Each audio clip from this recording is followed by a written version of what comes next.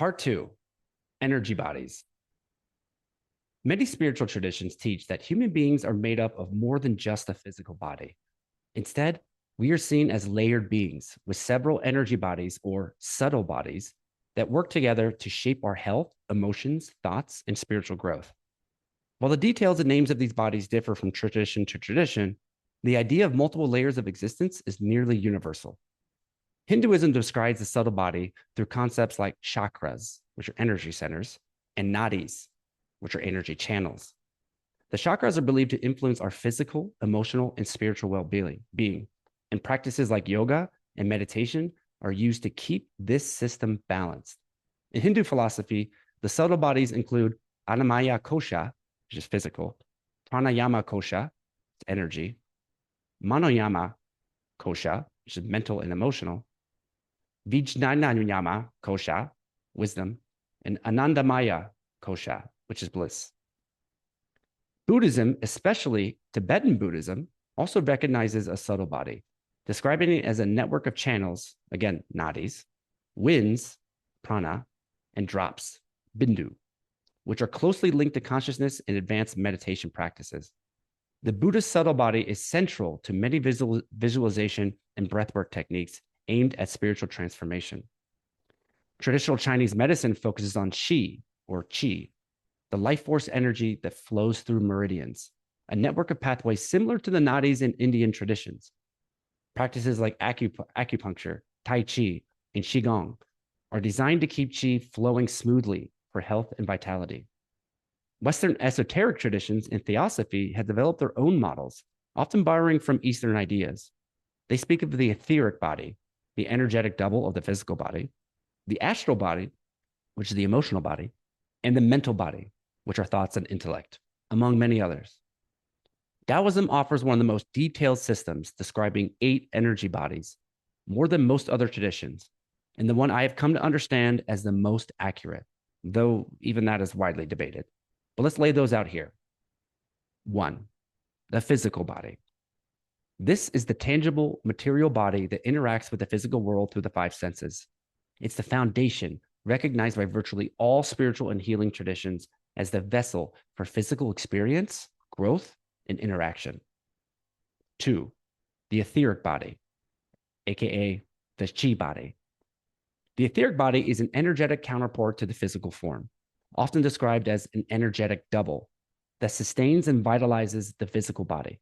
In Taoism, this is called the chi body, representing the flow of life force energy that animates us.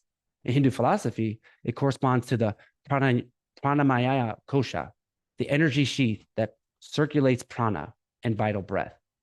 Traditional Chinese medicine centers on the qi system, which refers to the flow of this vital energy through meridians to maintain health and life. 3, the emotional body, also called the astral body. The emotional body is a subtle layer that governs feelings, desires, and mood. Often called the astral body in Western esoteric traditions like theosophy, it acts as the vehicle of dreams and emotional experiences. In Hindu teachings, it aligns with the manomaya kosha, the mind sheath concerned with thoughts and emotions. This body shapes how we interact or how our inner landscape colors our experience of reality. 4, the mental body. This layer contains thoughts, belief systems, and intellectual processes. Hinduism sometimes overlaps with this with the Manayama kosha, focusing on mental functions, while Western esotericism distinguishes a mental body that houses cognitive and conceptual awareness. It plays a crucial role in shaping perception, self-identity, and decision-making. 5, the psychic body. In Taoism and other traditions, the psychic body relates to intuitive faculties and subtle spiritual perceptions beyond ordinary thought.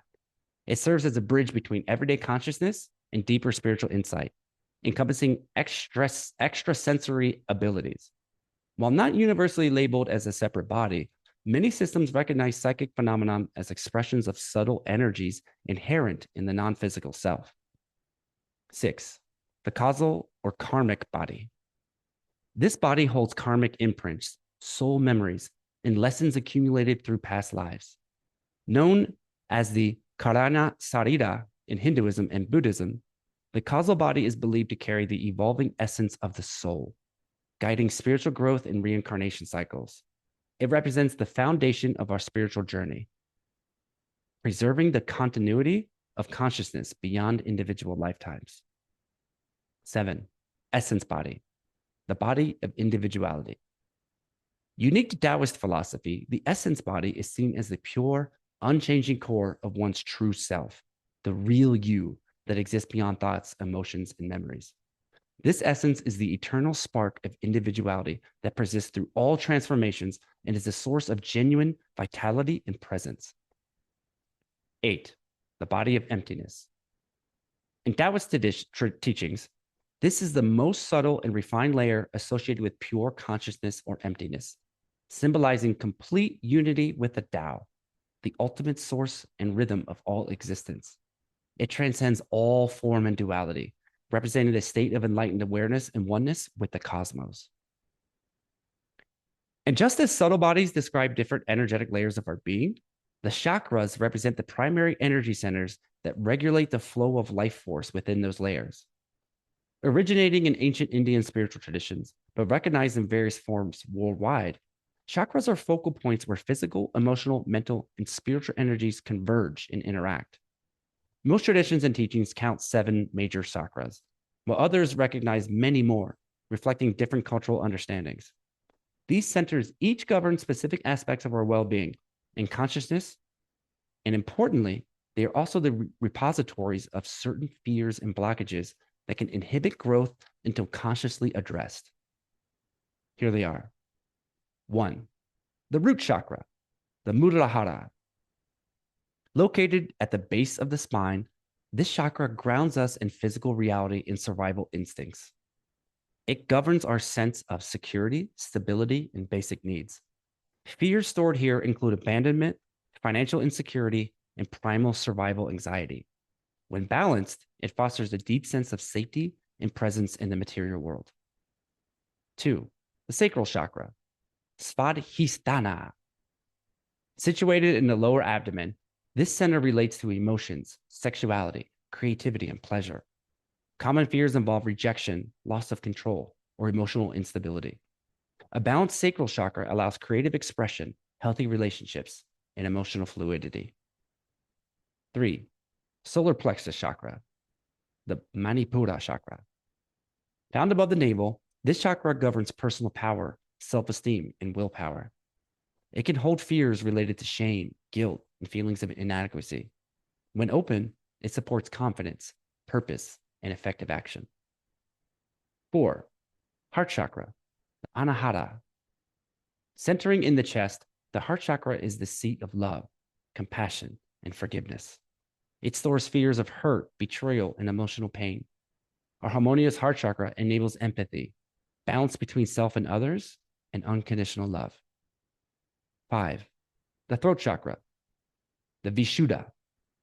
Located in the throat, this chakra oversees communication, self-expression, and truth. Blockages here often relate to fears of judgment, censorship, or not being heard. When healthy, it enables authentic expression and honest dialogue. 6, third eye chakra, Ajna. Positioned between the eyebrows, the third eye chakra governs intuition, insight, and clarity of thought. Fears associated include doubt, confusion, and disconnection from inner wisdom. An activated third eye fosters deep understanding and spiritual awareness. 7, the crown chakra, Sahasrara. At the top of the head, this chakra connects us with higher consciousness and spiritual unity. It can evoke fears of self-abandonment, spiritual disconnection, or existential dread. When open, it brings transcendence, enlightenment, and a sense of oneness with the universe. This chakra system is just one lens. Across the world, different traditions have developed unique models for understanding subtle energy. For example, the ancient Egyptians believed in energy centers tied to their gods and astrology, while Celtic traditions spoke of 3 cauldrons as energy centers instead of chakras. Despite these differences, the common thread is the belief in layers of energy and energy centers that shape our lives beyond what the eye can see. So while the names, numbers, and details change from one tradition to another, The idea that we are multi-layered beings, each layer influencing our health, emotions, mind, and spirit, is a shared wisdom across the world's great spiritual paths. One quick final note on the emotional body. I once believed the common misconception that enlightened people transcend all feeling. Yet, as I would come to find out, true masters feel everything. They simply refuse to be enslaved by it. Yogananda, the Indian yogi who brought yoga to the West in 1920 and authored Autobiography of a Yogi, wept openly when a young disciple died. Neringa admitted that she still cried all day after her beloved cat passed away. Eva would still voice her frustrations to me about the demands of running her business, though in a non-attached, non-gossipy sort of way. Masters don't transcend emotions. They transcend being trapped by them. The feeling flows through without creating the endless loops of suffering that bind ordinary consciousness. Pain is felt fully, then released completely. Barry had told me that of all the many, many enlightened people he has met and worked with over 30 years, he's seen all of them still had emotions and inner work to do. I'd met a man who was living high up in the Himalayas, who was beyond the beyond and mind. He's beyond the beyond and mind that he didn't even need a shirt in the extreme cold and was in a permanent state of samadhi, he said. But when we went to the supermarket and a merchant yelled at him, he got really nasty and angry. An emotionless person or one who doesn't have distortions doesn't exist, period. It's about embodying our humanness and allowing it to be, he said.